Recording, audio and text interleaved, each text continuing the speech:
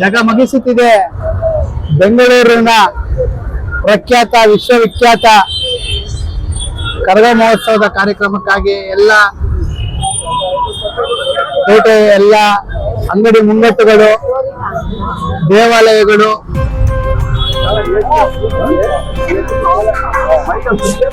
ಮದುವಿನ ಗೀತೆಯಾಗಿ ರೀತಿಯಲ್ಲಿ ಸಜ್ಜುಗೊಳಿಸಿದೆ.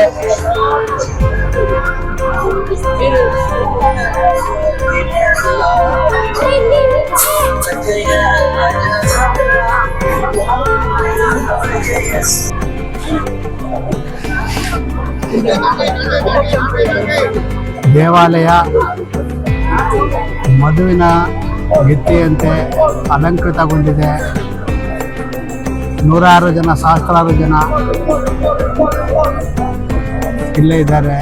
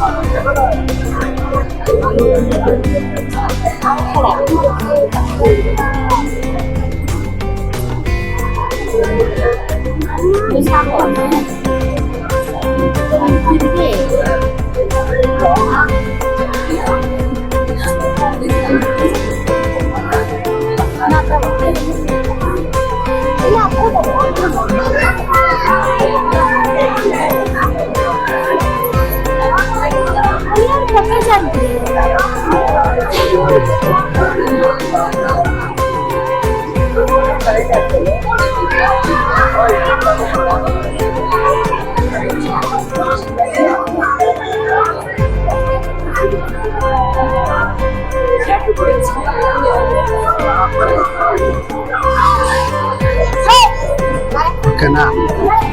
ಆಯ್ತಾ?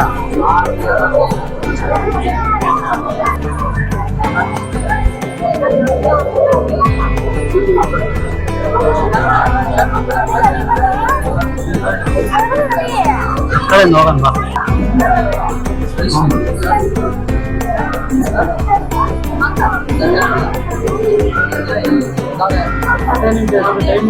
ಎಲ್ಲರಿಗೂ ದರ್ಶನ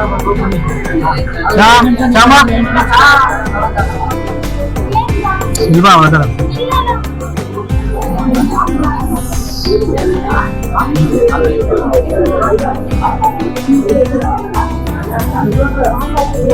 ಏನಿದ್ರೆ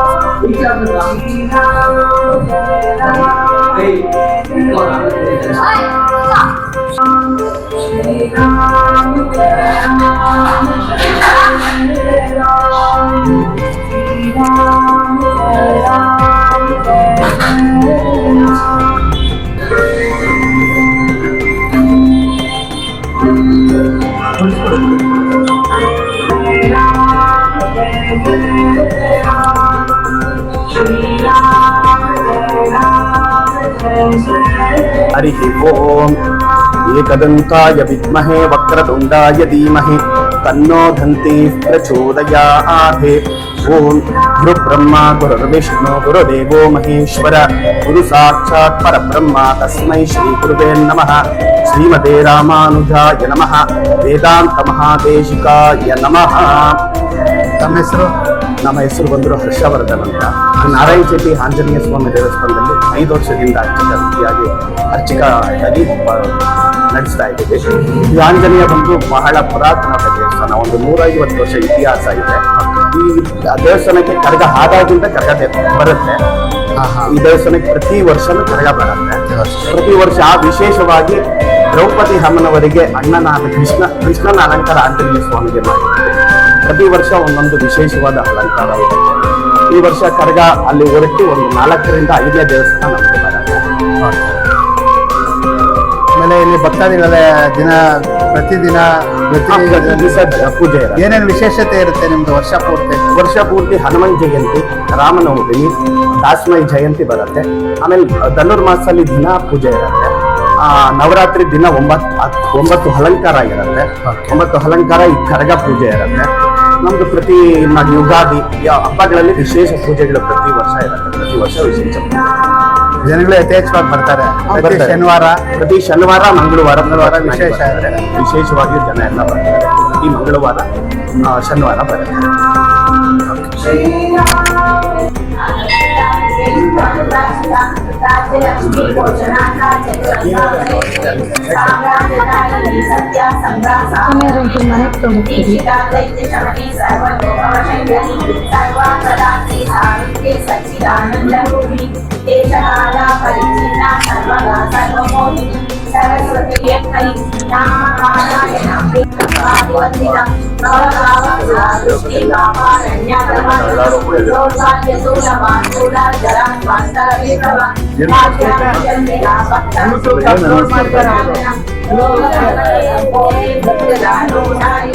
ಮಹೇಶ್ವರಿ ಮಹಾಕಾಳಿ ಮಹಾಗ್ರಾಸ ಮಹಾಶನ ಅಪರ್ಣಾ ಚಂಡಿಕಾ ಚಂದ್ರಮೂಢಾ ಸುರಾಕ್ಷರಾತ್ಮಿಕಾ ಸರ್ವಲೋಕೇಶಿ ವಿಶ್ವಧಾರಿಣಿ ಶಿವರ್ಗದಾತ್ರಿ ಸುಭಗಾ ತ್ರಯಂಬಕಾ ತ್ರಿಪುರಾತ್ಮಿಕಾ ಸರ್ಗಾ ಪವರ್ಗತಾ ದುರ್ಗಾ ಸಭಾ ವಿಶ್ವಾಧಿಪಾ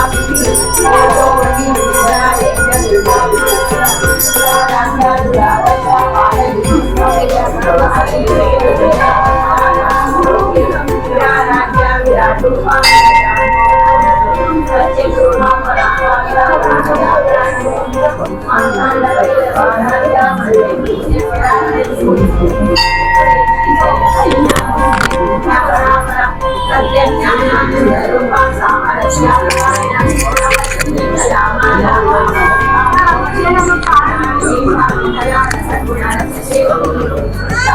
ಹೆಸರು ಚೇತನ್ ಅಂತ. ಪ್ರತಿ ವರ್ಷ ಚೈತ್ರ ಪೌರ್ಣಮಿ ಬರುತ್ತಲ್ಲ, ಅವತ್ತು ನಾವಿಲ್ಲಿ ಬ್ರಹ್ಮೋತ್ಸವ ಅಂತ 10 ದಿವಸ ವಿಜೃಂಭಣೆಯಿಂದ ದೇವಿ ಒಂದು ಕಾರ್ಯಕ್ರಮ ನಡೆಸ್ತೀವಿ. ಇದು 70 ವರ್ಷ ಇದೆ. ಪೌರ್ಣಮಿ ವರ್ಷಗಳ ಇತಿಹಾಸ ಇದೆ ನಿಮ್ಮ ದೇವಾಲಯಕ್ಕೆ. 600 ವರ್ಷದ ಇತಿಹಾಸ ಅಂತ ಹೇಳ್ತಾರೆ. ಪುರಾತನ ಕಾಲದ ದೇವಸ್ಥಾನ ಆಗಿರೋದ್ರಿಂದ ಚೈತ್ರ ಪೌರ್ಣಮಿ ದಿವಸ ಇಲ್ಲಿ ಬ್ರಹ್ಮೋತ್ಸವ ಇರುತ್ತೆ. 10 ದಿವಸ ದೇವಿ ವಿಜೃಂಭಣೆಯಿಂದ ರಥೋತ್ಸವಗಳು ನಡೆಯುತ್ತೆ. ಬ್ರಹ್ಮೋತ್ಸವ ಪಕ್ಕದಲ್ಲಿ ರಂಗನಾಥ ಸ್ವಾಮಿ ಇದೆ, ಅದು ಬ್ರಹ್ಮೋತ್ಸವ ಇರುತ್ತೆ. ರಾತ್ರಿ 12 ಗಂಟೆಗೆ ಧರ್ಮರಾಯ ಸ್ವಾಮಿ ಕರ್ಗ ನಡೆಯುತ್ತೆ. ನಮ್ಮ ದೇವಸ್ಥಾನ ಮೊದಲಿಗೆ ನಡ್ಕೊಂಡು ಬರ್ತಾರೆ. ಚೈತ್ರ ಪೌರ್ಣಮಿ ದಿವಸ ಇದು ವಿಶೇಷ ಪೂಜೆ. ಆಮೇಲೆ ಪ್ರತಿ ಅಮಾವಾಸ್ಯೆ ಪೌರ್ಣಮಿಗೆ ವಿಶೇಷ ಪೂಜೆಗಳು ನಡೆಯುತ್ತೆ. ಶುಕ್ರವಾರ, ಮಂಗಳವಾರ, ಸೋಮವಾರ ಪೂಜೆ ನಡೀತಾ ಇದೆ. ಹಬ್ಬವಾರಗಳೆಲ್ಲ ಪೂಜೆ, ಒಳ್ಳೆ ವಿಶೇಷ ಪೂಜೆಗಳು ನಡೀತಾ. ಆಮೇಲೆ ಜಯಂತ್ಯೋತ್ಸವ ಅಂತ ದೇವಿದು ಭೀಮ್ ನಮೋತ್ಸವದಲ್ಲಿ ನಾವು ಜಯಂತ್ಯೋತ್ಸವ ಮಾಡ್ತೀವಿ. ಆಮೇಲೆ ನವರಾತ್ರಿಯಲ್ಲಿ ನಾವು 9 ದಿವಸ ದೇವಿಗೆ ನವರಾತ್ರಿಯಲ್ಲಿ ಅಲಂಕಾರ ಇರುತ್ತೆ. ಈ ಬ್ರಹ್ಮೋತ್ಸವ ವಿಶೇಷವಾದ ಅಲಂಕಾರ ಮಾಡಿದ್ವಿ ಈ ಸತಿ. ವರ್ಷ ಈ ವರ್ಷನೂ ಮಾಡಿದ್ವಿ. ಕರಗ ಒಳಗಡೆ ಬರುತ್ತೆ. ಕರಗ ಒಳಗಡೆ ಬರೋದಕ್ಕಾಗಲ್ಲ, ಅಲ್ಲಿ ಮುಂದೆ ಎಂಟ್ರೆನ್ಸ್ ಅಲ್ಲಿ ಬಂದು ಅದು 5 ಒಳಗಡೆ ಪ್ರಾಬ್ಲಮ್ ಆಗುತ್ತಲ್ಲ, ಅದು ಮುಂದೆ ಮುಂಭಾಗದಲ್ಲಿ ಬಂದು ತನ್ನ ಸೇವೆಯನ್ನು ಮುಗಿಸ್ಕೊಂಡು ಹೋಗುತ್ತೆ. ಸರಿ. ಕೂಡ ನಾವು ವಿಶೇಷವಾಗಿ ಪೂಜೆಗಳೆಲ್ಲ ನಡೆಸ್ಕೊಂಡು ಬರ್ತಾ ಇರ್ತೀವಿ. ಯಾಕೆಂದ್ರೆ ವರ್ಷಕ್ಕೆ 4 ಸಲ ಇದು ನವರಾತ್ರಿ ಪೂಜೆಗಳು ಬರ್ತವೆ. ಆಷಾಢದಲ್ಲೇನು ವಿಶೇಷವಾಗಿ ದಿನ ಅದೆಲ್ಲ ನಾವು ಮಾಡ್ಕೊಂಡ್ ಬರ್ತೀವಿ. ಉಳಿದಿದ್ದು ನಾವು ನವರಾತ್ರಿ ಒಳಗೆ ಅವಾಗ ಇದರಲ್ಲಿ ಅಕ್ಟೋಬರ್ ಅಲ್ಲಿ ಮಾಡ್ತೀವಿ. ಪ್ರತಿ ಶುಕ್ರವಾರ ವಿಶೇಷ ಪೂಜೆ ಅಲಂಕಾರ ಪೂಜೆಗಳು ಯಾರು ಯಾವ ರೀತಿ ಬಯಸ್ತಾರೋ ಅವ್ರಿಗೆ ಆ ರೀತಿ ನಾವು ಅಲಂಕಾರಗಳು ಮಾಡಕ್ಕೂ ಸಿದ್ಧವಾಗಿದ್ದೀವಿ. ಆ ತರ ಅವ್ರಿಗೂ ಎಲ್ಲ ಯಾರನ್ನ ಏನಾನ ನಾನು ಇಂಥ ಕೆಲಸ ಆಯ್ತು ಅನ್ಕೊಂಡಿದ್ದಾಯ್ತು ಅಂತ ಹೇಳಿ ಬಂದಾಗ ಬಂದಿದ್ರು ಅಲಂಕಾರ ಮಾಡಿಸಿ ಆ ತರ ಎಲ್ಲ ಮಾಡಿಸಿದ್ದಾರೆ. ಹೌದು. ನಮ್ಮ ಹೆಸರು ನಟರಾಜು BS ಅಂತ. ಹುಟ್ಟು ಬೆಳೆದಿದ್ದು ಇಲ್ಲೇ ಚೌಳದಲ್ಲಿ. ಕಾರ್ಯ ಕೆಲಸಗಳೆಲ್ಲ ಮಾಡಿದ್ದು ನಾನಾ ದೇಶಗಳಲ್ಲಿ. ಸರಿ. ವಿದೇಶದಲ್ಲೆಲ್ಲ ವಿದೇಶ ಎಲ್ಲ ಹೊರ ದೇಶಕ್ಕೆಲ್ಲ ಸುತ್ತು ಬಂದು ಇವಾಗ ಇಲ್ಲೇ ಬಂದಿದ್ದೀವಿ. ಇಲ್ಲಿ ಬಂದು ಇವಾಗ ನನಗೆ ಚೌಡೇಶ್ವರಿ ಇಲ್ಲೇ ಅಮ್ಮ ಕರ್ಸ್ಕೊಂಡಿದ್ದಾರೆ. ಇಲ್ಲೇ ನೀವು ನಮಗೆ ಸೇವೆ ಮಾಡಬೇಕು ಅಂತ ಮಾಡ್ತಾ ಇದ್ದೀನಿ. 79 ನಡೀತಾ ಇದೆ. ನಮ್ಮ ಈಗಲೇ ಟಿವಿ ಕಡೆಯಿಂದ ನಮ್ಮ ಅರ್ಚಕರಿಗೆ ಮತ್ತೆ ಎಲ್ಲ ಭಕ್ತಾದಿಗಳಿಗೆ ಇವತ್ತು ಏನು ವಿಶೇಷತೆ ಅಂದ್ರೆ ಕರಗದ ಹಬ್ಬದ ವಿಶೇಷತೆ ಕೂಡ ಹೌದು. ಎಲ್ಲರಿಗೂ ಶುಭವಾಗ್ಲಿ ಒಳ್ಳೇದಾಗ್ಲಿ ಅಂತ ಧನ್ಯವಾದಗಳು. ನಾವು ಆರೈಕೆ ಮಾಡ್ಕೊಂಡು ಆ ತಾಯಿ ಚೌಡೇಶ್ವರಿ ಸದಾಕಾಲ ಅವರಿಗೆ ಬೆಳೆಸಲಿ ಅನ್ನೋದು ನಮ್ಮ ಪ್ರಯತ್ನ ಇರುತ್ತೆ. ಇನ್ನು ಮುಂದಕ್ಕೂ ಇದೇ ಥರ ನಡೀಲಿ ಅನ್ನೋದು ನಾವು ಬಯಸ್ತೀವಿ. ಆಗಿ ಇದಾಗಿ ಎತ್ಕೊಂಡು ಇನ್ನು ಹೆಚ್ಚಿನ ಸ್ಥಾನ ಪಡಿಬೇಕು. ಭಗವಂತನ ಯಮನ ಆಶೀರ್ವಾದ.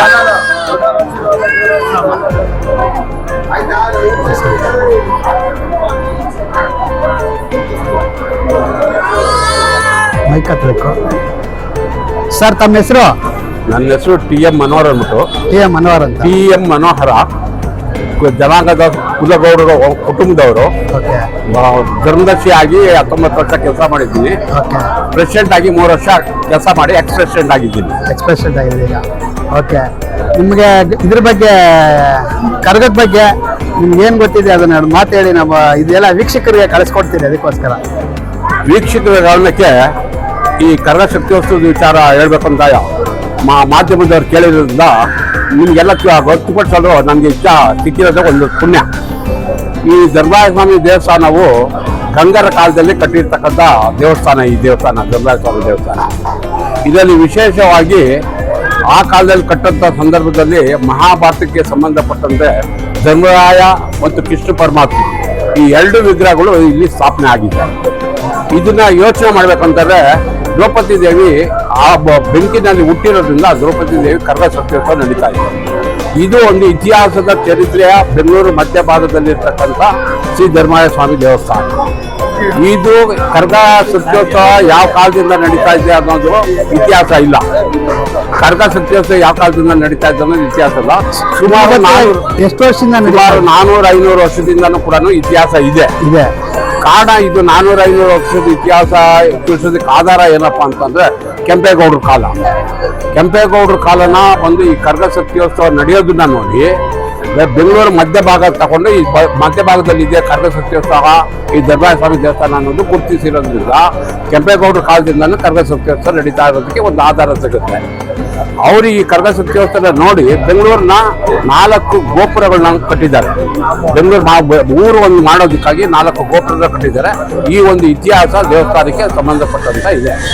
ಇದು ಸುತ್ತಮುತ್ತಲಿನ ಕೆರೆಗಳು, ಬಾವಿಗಳು ಎಲ್ಲ ನಡೆದಿ ಇದ್ದಿದ್ದನ್ನ ಗುರುತಿಸಿ ಇದು ಇದಿದೆ. ತದನಂತರ 1811ರಲ್ಲಿ ದ್ರೌಪದಿ ದೇವಿಯ ಶಕ್ತಿ ದೇವತೆನ ನೋಡಿ ಇಮ್ಮಡಿ ಕೃಷ್ಣರಾಜೇಂದ್ರ ಅವರು 1811ರಲ್ಲಿ 187 ಎಕರೆಗಳು ಸನ್ನದ್ಧಾಗಿ ನೀಲಸಂದ್ರ ಗ್ರಾಮ, ವಂಗಸಂದ್ರ ಗ್ರಾಮ, ದುಬ್ನಳ್ಳಿ ಗ್ರಾಮನ ಸನ್ನದ್ಧಾಗಿ ದೇವಸ್ಥಾನದ ಜೀರ್ಣೋದ್ಧಾರಿಗೆ ಕೊಟ್ಟಿರೋದು ದಾಖಲೆಗಳಿದೆ, ಜಮೀನುಗಳು ಇದೆ. ಇಷ್ಟು ಈ ದೇವಸ್ಥಾನದ ಮಹಿಮೆ. ಇದಕ್ಕೆ ಈ ಶಕ್ತಿಯೋತ್ಸವ ಕರಗ ಶಕ್ತಿಯೋತ್ಸವ ನಡೀತಾ ಇರೋದೇನಂತಂದ್ರೆ ಬರೀ ನಮ್ಮ ತಿಗಳ ಜನಾಂಗದ ಒನ್ನಿಕುಲ ಕಿಪ್ಪಿಯರು ಇದು ಸಮಾಜದಲ್ಲಿ ಈ ಕರಗ ಶಕ್ತಿಯೋತ್ಸವ ಪೂರ್ವದಿಂದ ನಡ್ಕೊಂಡ್ ಬಂದಿರೋದು. ಇದು ನಮಗೆ ಶಕ್ತಿಯೋತ್ಸವ ನಮ್ಮ ಸಮುದಾಯಕ್ಕೆ ಸಿಕ್ಕಿರೋದೇ ಒಂದು ಪುಣ್ಯ, ಒಂದು ಭಾಗ್ಯ. ಯಾಕಂದ್ರೆ ಕ್ಷತ್ರಿಯರಾಗಿರೋದ್ರಿಂದ, ಧರ್ಮರಾಜನ ವಂಶಿಕರಾಗಿರೋದ್ರಿಂದ ನಮಗೆಲ್ಲ ಸಿಕ್ಕಿರೋದೇ ಒಂದು ಭಾಗ್ಯ ಅನ್ನೋದ್ರಲ್ಲಿ ಎರಡನೇ ಮಾತಿಲ್ಲ. ಇದಾದ ನಂತರ ಇದು ಪ್ರತಿಯೊಂದು ಸಮುದಾಯಕ್ಕೂ ಸಂಬಂಧಪಡ್ತದೆ. ಬರೀ ನಮ್ಮ ಸಮುದಾಯಕ್ಕಲ್ಲ, ಪ್ರತಿಯೊಂದು ಸಮುದಾಯಕ್ಕೂ ಬರ್ತದೆ. ಕಾರಣ ಏನಂದ್ರೆ ಮದುವೆ ಕಾರ್ಯಕ್ರಮಗಳು ನಡೆದಾಗ ಕರಗದ ಪೂಜೆ ಅಂತ ಮಾಡ್ತಾರೆ. ಕರಗದ ಮದುವೆ ಹಿಂದಿನ ದಿವಸ ಅದೇ ಸಾಕ್ಷಿ. ಆ ಒಂದು ಸಾಕ್ಷಿಯಿಂದನೇ ಎಲ್ಲಾ ಸಮುದಾಯದವರು, ಹಿಂದೂ ಆಗಲಿ, ಮುಸಲ್ಮಾನರಾಗಲಿ, ಕ್ರಿಶ್ಚಿಯನ್ಸ್ ಆಗಲಿ, ಯಾವ ಸಮುದಾಯದವರು ಅನ್ನೋದ್ರಿಂದ ರಾತ್ರಿ ಅನ್ನೋದು ಇಲ್ದಿರಾನೆ ಈ ಕರಗ ಶಕ್ತಿಯೋತ್ಸವ ಆದಿಶಕ್ತಿಯ ಅವತಾರ ಇರೋದ್ರಿಂದ, ಶಕ್ತಿ ದೇವತೆ ಇರೋದ್ರಿಂದ ಯಮ್ಮನ ದರ್ಶನ ನೋಡೋದಕ್ಕಾಗಿ ಕರಗನ ನೋಡೋದಿಕ್ಕೆ ಬರ್ತಾರೋ ವಿನಃ ಆ ಶಕ್ತಿಯ ಮಹಿಮೆ ನಮ್ಮ ಮೇಲೆ ಬೀಳಲಿ, ನಮ್ಗೆ ಆಶೀರ್ವಾದ ಸಿಕ್ಕಲಿ ಅನ್ನೋದ್ರಲ್ಲಿ ಇರ್ತಾರೆ. ಆ ಶಕ್ತಿಯ ದೇವತೆಗಳಲ್ಲಿ ಬ್ರಹ್ಮ, ವಿಷ್ಣು, ಮಹೇಶ್ವರ ತ್ರಿಮೂರ್ತಿಗಳು ಆ ಶಕ್ತಿನಲ್ಲಿ ಅಡಕ ಆಗಿದ್ದಾರೆ. ಆ ಒಂದು ಶಕ್ತಿ ದೇವತೆನೇ ಆ ಯಮ್ಮನಿಗೆ ಸಿಕ್ಕಿರೋದು. ಇದು ಇನ್ನೊಂದು ಮುಖ್ಯವಾಗಿ ವಿಚಾರ ಹೇಳ್ಬೇಕಾದ್ರೆ, ಮನುಷ್ಯನ್ಗೆ ಇವಾಗ ರಥೋತ್ಸವ ಇರ್ತದೆ. ರಥೋತ್ಸವ ತೇರ್ಗಳ ಮೇಲೆ ಹೋಗುತ್ತೆ, ವಿಗ್ರಹಗಳಿರುತ್ತೆ. ಆದರೆ ಇಲ್ಲಿ ನಮ್ಮ ದೇವಸ್ಥಾನದಲ್ಲಿ ಶಕ್ತಿ ದೇವತೆ, ಅದಕ್ಕೆ ಶಕ್ತಿ ದೇವತೆಗೆ ಮನುಷ್ಯನಿದೆ. ಸುಮಾರು 15-20 ಕಿಲೋಮೀಟರ್ ವರೆಗೂ ಜರ್ನಿ ಮಾಡುವಂಥ ವಿಚಾರ ಇದು ಮೊದಲೇದು. ಅದೇ ರೀತಿಯಾಗಿ ಮೈಸೂರು ದಸರಾದ್ದು ತಗೊಳಕ್ ಹೋದ್ರೆ ಒಂದು ಪ್ರಾಣಿ ಮೇಲೆ ಹೋಗುತ್ತೆ, ಆನೆ ಮೇಲೆ, ಅಂಬಾರಿ ಮೇಲೆ. ಅಂಬಾರಿ ಹೋಗೋದಕ್ಕೆ ಅದಕ್ಕೆ ಎಷ್ಟು ತಾಲೀಮ್ ಮಾಡ್ತಾರೆ, ಆ ಅಂಬಾರಿ ಹೊತ್ತೋದಕ್ಕೆ ಎಷ್ಟು ತಾಲೀಮ್ ಮಾಡ್ತಾರೆ. ಅದೇ ತರದಲ್ಲಿ ನಮ್ಮ ಧರ್ಮರಾಜಸ್ವಾಮಿ ದೇವಸ್ಥಾನ ಅರ್ಚಕರು ಯಾರು ಆಗ್ತಾರೋ ಅವ್ರಿಗೂ ಕೂಡ ಸಮುದಾಯದವರು ಅಷ್ಟು ಮುತುವರ್ಜಿ ವಹಿಸಿ ಅಷ್ಟು ಕಾರ್ಯಕ್ರಮಗಳನ್ನ ಅವನ್ನ ಮುತುವರ್ಜಿಯಾಗಿ ನೋಡ್ಕೊಳ್ತಾರೆ. ಅದೆಲ್ಲ ನಡೀತಾ ಇರೋದ್ರಿಂದಾನೆ ಈ ಮಹಿಳೆಯರಿಗೆ ಹೆಚ್ಚಿನವಾಗಿ ದ್ರೌಪದಿ ಅಮ್ಮನ ಆಶೀರ್ವಾದ ಪಡಿಬೇಕು ಅನ್ನೋ ಕಾರಣದಿಂದ ಈ ಮಹಿಳೆಯರು ಕಾತರವಾಗಿ ಕಾಯ್ತಾ ಇರ್ತಾರೆ. ಇದ್ರ ಜೊತೆಗೆ ಊರ ಹಬ್ಬದ ತರ ಪ್ರತಿಯೊಂದು ದೇವಸ್ಥಾನದವರು ತೇರುಗಳು ಬರ್ತದೆ.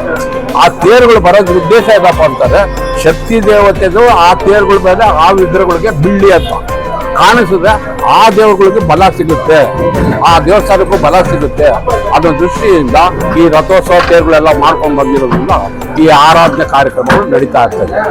ಮತ್ತೆ ಇವರು ಅರ್ಚಕರ ಮಾತ್ರ ಇಲ್ಲಿ ಕರಗ ಹೊರಬೇಕಾ, ಇಲ್ಲ ನಿಮ್ ಕುಲಸ್ಥರು ಯಾರನ್ನ ಇದರಲ್ಲಿ ಕರಗ ಹೊರಬೋದಾ? ಅರ್ಚಕರು ವಿಚಾರವಾಗಿ ಹೇಳ್ಬೇಕಾದ್ರೆ ಅದಕ್ಕೆ ವಂಶ ಪಾರಂಪರೆ ಇದೆ. ನಮ್ಮ ಸಮುದಾಯದಲ್ಲಿ ಈ ದೇವಸ್ಥಾನಕ್ಕೆ ಸಂಬಂಧಪಟ್ಟಂತೆ ವಂಶ ಪಾರಂಪರೆ ಇದೆ. ಪ್ರತಿಯೊಂದರಲ್ಲಿ ವಂಶ ಪಾರಂಪರೆ ಇದೆ. ಅರ್ಚಕರಲ್ಲಿ ವಂಶ ಪಾರಂಪರೆ ಇದೆ, ಗೌಡರುಗಳಲ್ಲಿ ವಂಶ ಪಾರಂಪರೆ ಇದೆ, ಗಣಾಚಾರ್ಯಗಳಲ್ಲಿ ವಂಶ ಪಾರಂಪರೆ ಇದೆ, ಚಾಕ್ರಿದಾರರು ಅಂತಂದ್ರೆ ದೇವಸ್ಥಾನದ ಕಾರ್ಯಕರ್ತರು ಎಲ್ಲಾ ಒಂದು ವಿಚಾರದಲ್ಲಿ ಅವ್ರಿಗೂ ವಂಶ ಪಾರಂಪರೆ ಇದೆ. ಈ ಕುಲಸ್ಥರು ಎಲ್ಲಾನು ವೀರಕುಮಾರ್ ಆಗಿರ್ತಾರೆ.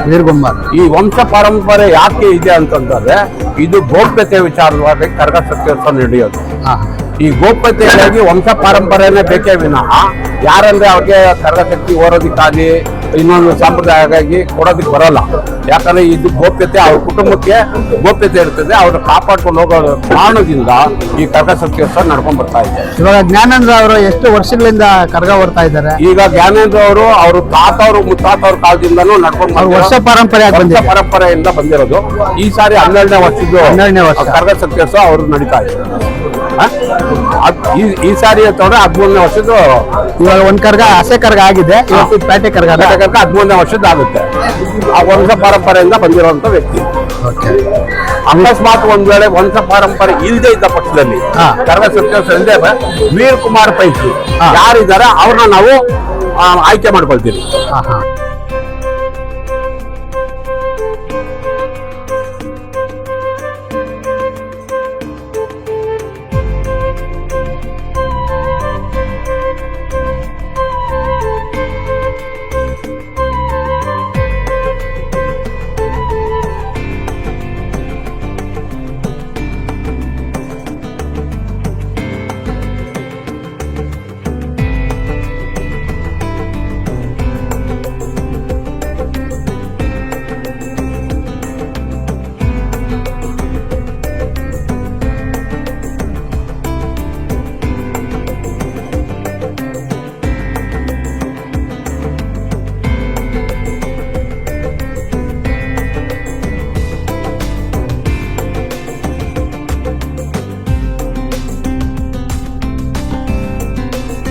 ಸರ್ ಲೋಕೇಶ್ ಅಂತ ಹೇಳಿ. ಎಲ್ಲಿಂದ ಬರ್ತಾ ಇದ್ದೀರಾ ನೀವು? ನಾವು ಗೊಟ್ಟಿಗೆರೆ ವೀವರ್ಸ್ ಕಾಲೋನಿ ಬನ್ನರ್ಘಟ್ಟ ರಸ್ತೆಯಿಂದ ಬರ್ತಾ ಇದ್ದೀವಿ.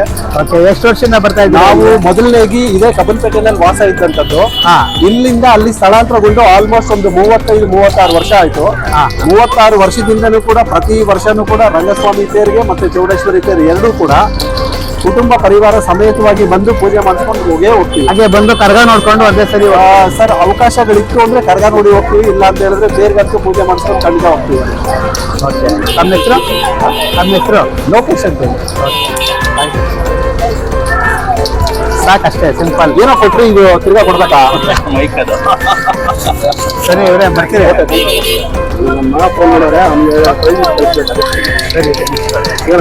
ಓಕೆ ಹೇಳಿದೆ ನಾನು ಕೇಳಿಲ್ಲ. ಇಲ್ಲೇ ಬೊಂಬೆಗಳು ಎಕ್ಸ್ಟ್ರಾ ಇದ್ದಾವೆ ಇರೋ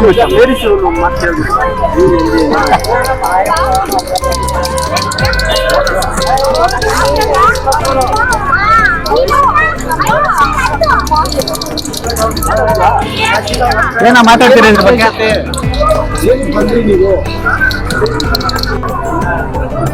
ಶ್ಯಾಮ ಅವರೇ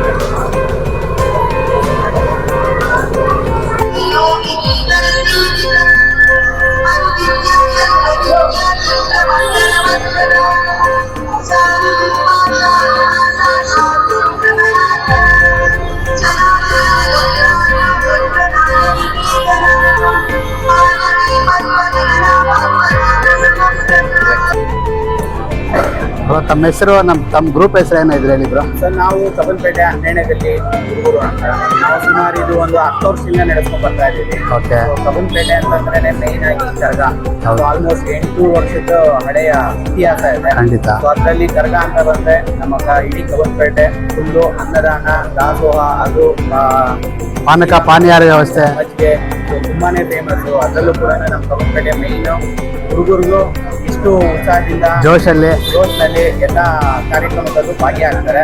ಒಂದು ರೀಸನ್ ಅಲ್ಲಿ ಇಂದಾನೆ ನಮ್ಮ ಹುಡುಗರೆಲ್ಲ ಒಟ್ಟಿಗೆ ಒಂದು ಸೇರುವಂತ ಅವಕಾಶ ದೇವರು ಕಲ್ಪಿಸ್ಕೊಡ್ತಾನೆ ಅವಾಗ. ಓಕೆ. ಮತ್ತೆ ತಿಂಡಿಗೆ ತುಂಬಾನೇ ಹೆಸರು ಫೇಮಸ್ ನಮ್ಮ ಕಬ್ಬನ್ಪೇಟೆ ಫೇಮಸ್. ಚಿಕ್ಕಣ್ಣ ಆಗಿರ್ಬೋದು, ಚಿಕ್ಕಣ್ಣ, ಮುದ್ದಣ್ಣ, SLN ಸುಮಾರಿದೆ. ಸೊ ಈ ಒಂದು ನೋಡ್ತಾ ಇರ್ಬೋದು ಅನ್ನದಾನ, ಇವತ್ತು 3 kg ಅನ್ನದಾನ ಮಾಡ್ತಾ ಇದ್ದೀವಿ. ಪ್ರತಿ ವರ್ಷನೂ ಇದೇ ಶಕ್ತಿ ಆ ದೇವ್ರ ನಮಗೆ ಕೊಡ್ಲಿ ಅಂತ ನಾವು ಹೇಳ್ತಿದ್ದೀವಿ. ಹಾಗೆ ಇವತ್ತು ರಾತ್ರಿ 12 ಗಂಟೆ ನಂತರ 1:30ಗೆ ಪೇಟೆ ಕರ್ಗ ನಡೀತಾ ಇರುತ್ತೆ. ಸೊ ಅದನ್ನು ನೀವು ಯೂಟ್ಯೂಬಲ್ಲಿ ತೋರಿಸಲೇಬೇಕಾದ್ರೆ ನಮ್ಮ ಕಬ್ಬನ್ಪೇಟೆ ಎಷ್ಟು ವಿಜೃಂಭಣೆಯಿಂದ ಕಂಗೊಳಿಸುತ್ತೆ ಅಂತ ನೀವು ತೋರಿಸಿದ್ರೆ ಇನ್ನೂ ಚೆನ್ನಾಗಿರುತ್ತೆ. ಓಕೆ, ಖಂಡಿತ. ನಿಮ್ಮ ಎಲ್ಲ 12ನೇ ಗಲ್ಲಿ ಹುಡುಗರಿಗೆ ನಮ್ಮ ಯೂಟ್ಯೂಬ್ ಚಾನಲ್ ಕಡೆಯಿಂದ ಇಷ್ಟೆಲ್ಲ ಸೇವೆ ಮಾಡ್ತಾ ಇದ್ದೀರಾ ಕರ್ಗಕ್ಕೆ, ಅದಕ್ಕೋಸ್ಕರ ನಮ್ಮ ಕಡೆಯಿಂದ ಹೃತ್ಪೂರ್ವಕ ಧನ್ಯವಾದಗಳನ್ನು ತಿಳಿಸ್ತಾ ಇದ್ದೀರಿ. Thank you sir, thank you.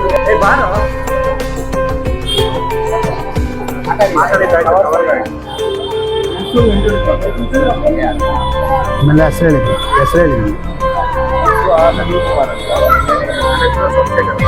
Raghu, Shivakumar, Yogesh ಅಂತ.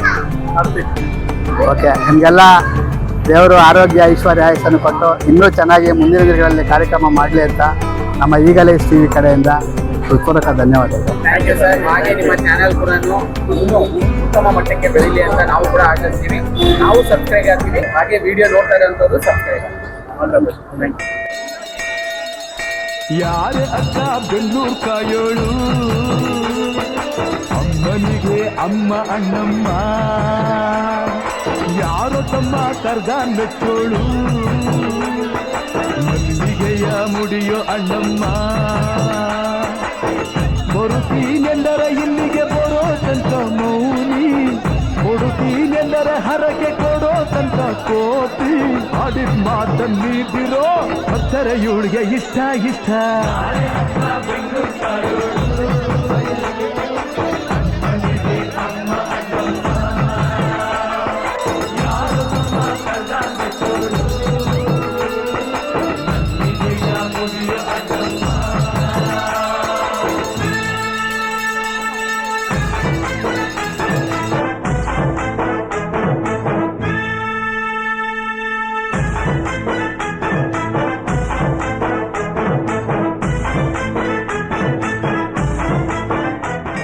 ಯಾರೇ ಅಕ್ಕ ಬೆಂಗಳೂರು ಕಾಯೋಳು,